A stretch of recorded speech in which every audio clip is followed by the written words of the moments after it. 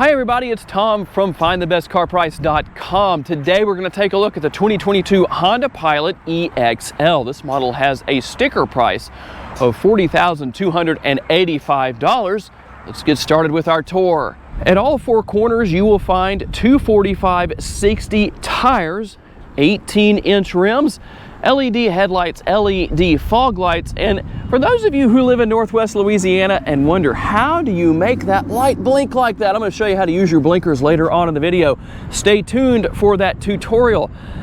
You do have heated power side view mirrors, and yes, the most popular question, if I don't address it, that I get is, does it have turn signal indicators built in? You can see the answer right here. Now these are heated mirrors. They're not power folding, they are power adjustable, but you can manually fold those if you want to. Also have the side step right there to make getting in and out a little bit easier if necessary, but not necessarily something that you have to have, that's a fact. And under the hood of this model of the Pilot, the 3.5 liter V6, and that's going to be Honda's most powerful engine available for any of their SUVs, at least at this point. 280 horsepower, 262 pound-feet of torque, mated to a 9-speed automatic transmission. This model is front-wheel drive. Let's just take a look around here. I don't know how well you can see it because there is a bit of a glare, but here are our numbers on gas mileage. 20 miles per gallon city, 27 on the highway, a combined total of 23, and Honda says for every 100 miles you drive, you should burn 4.3 gallons of gas. And before we hop into the interior and start taking a look around, here is the remote. No changes there, but everything, of course, is there that you would expect. You can open the rear door here. Of course, you do have a remote start down there in the bottom left-hand corner, just so you know. And one change I didn't mention earlier is the fact that the EX and LX trim levels no longer available. Let's talk a little bit about towing capacity when properly equipped. These Pilots can tow up to 5,000 pounds. That's not bad. And when you maximize your cargo space, which you can do not only by lowering the rear seats here, both will go down, but so will the middle row seats. I'll show you how to do that shortly. Here are your numbers. You're going to go all the way from 16 cubic feet all the way up to a maximized 83.9. Now there is one little thing that I want to show right here. Let's try and get this where it's out of the way. When you drop the seats, depending on where the belt buckle is right here, be careful because it will actually scrape on the plastic right here. I want to put any scratches on there. So I always try to hold that or just make sure it's in place so that we don't damage the interior.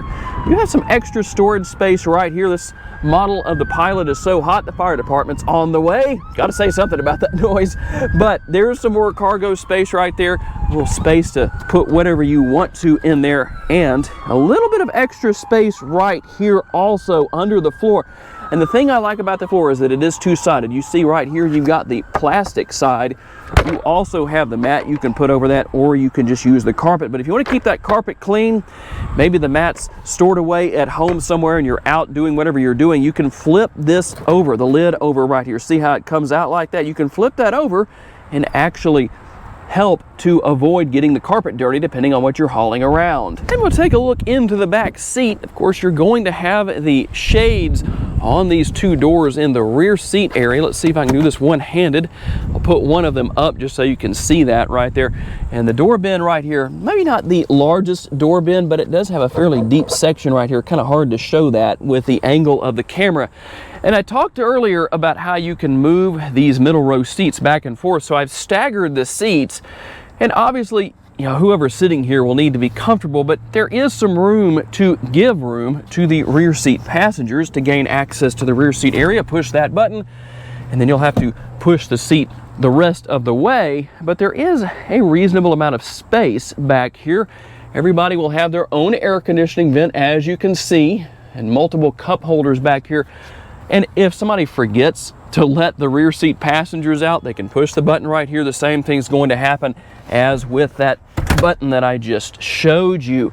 And then if you want to, again, maximize cargo space, put these seats down. All you have to do is drop the seat with that lever right there. And as we take a look inside, dual air conditioning vents. This is going to be tri-zone climate control. You have all the controls, as you can see right there on the back of the air conditioning vent.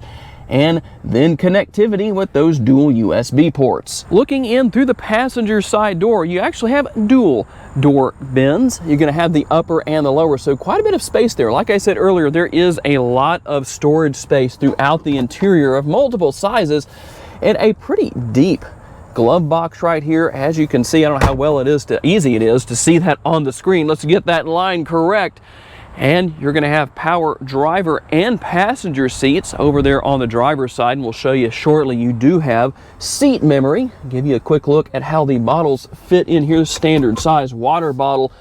And right here, I always think, for whatever reason, of a garage door when I look at this. Isn't a flip top type of lid, but a lot of space down there. Another USB port and a 12-volt power outlet. And taking a look in through the driver's side door, I've kind of already told you everything that's here, but like I said, you do have the 2 settings for seat memory right there at the price point of this model. I think that's a pretty good feature to have. You can open the rear door here, of course, and that's how you'll open your gas door as well, which, by the way, that is a locking gas door. Capless fuel fill, so when you lock the interior, let me just show you real fast here. I'm going to hit the button on the remote. Try not to take up too much time doing this. Notice that is locked, and so is the gas door. So that's always a benefit. I know a lot of people are concerned about that kind of thing with the capless fuel fill. If you want to drive in multiple driving modes, including Econ mode, this is one of the buttons you will use to get there with Econ mode. And of course, here is the adjustment. I'm not going to push that down, but you can push that down and adjust the tilt and telescopically adjustable steering wheel. Push button start, as long as you got the remote with you. That makes that pretty easy. Here's a quick look at what you have on the instrument cluster. Very easy, very simple. Not too much there, but enough to definitely get the job done.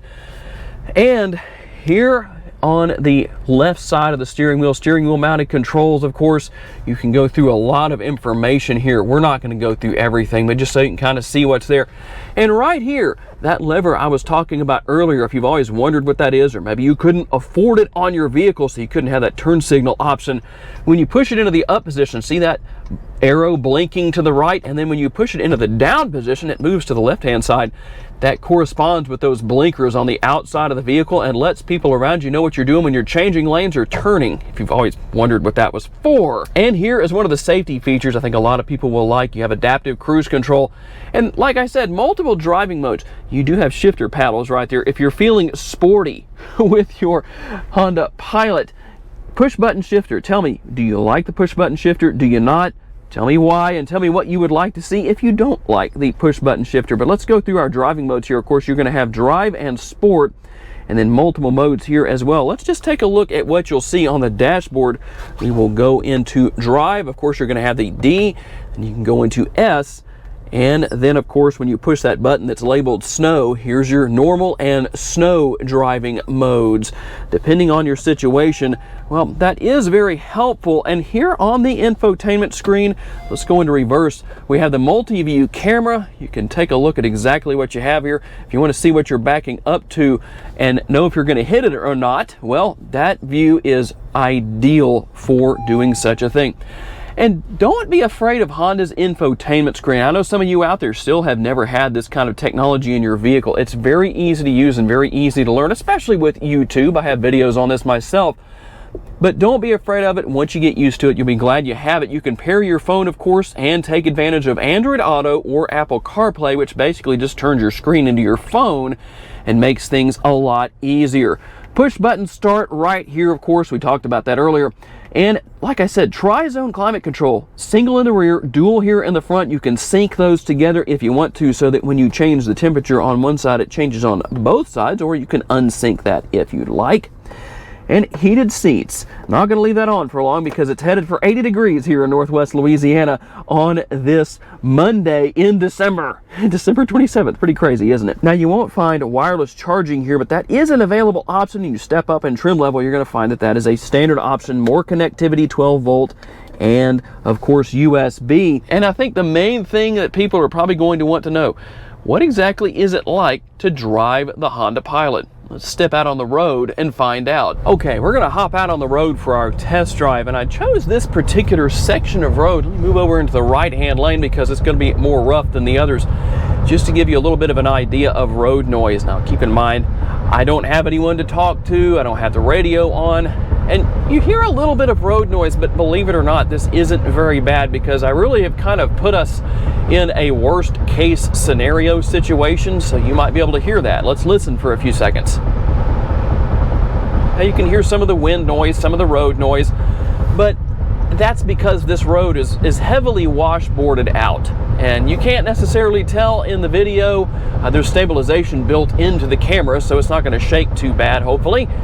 But just so you know, you kind of get an idea of what it's like to drive. So on a road trip, not only will you have, well, the road noise isn't bad, the wind noise isn't bad, the ride quality is great, and those things equal keeping you alert, won't wear you out. There's a lot of things people don't consider about driving, such as the fact that when you do drive a vehicle that doesn't ride well and all that kind of stuff, well, it zaps your energy on a long road trip, or sometimes even riding around in town, such as here in Northwest Louisiana, because the roads are so bad for the most part, depending on where you drive.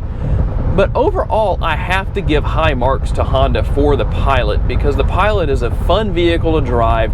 It's easy to get around. Of course, you've got all the great safety aids, blind spot monitoring, and cross traffic alert, and all those great features. But overall, handling, very good. Obviously, it's not going to be sports car-like or high-performance SUV-like, but that's not what you would expect. But again, when you have those things, that will affect the ride quality. That's one reason why the Pilot rides so well. To learn more about the model in today's video, visit the link in the description for a detailed comparison between trims and pricing for the vehicle we featured, or any vehicle you may be interested in. These pages feature information such as our recommended trim level based on price, value, and features. Thank you for taking the time to watch today's video. We look forward to seeing you next time.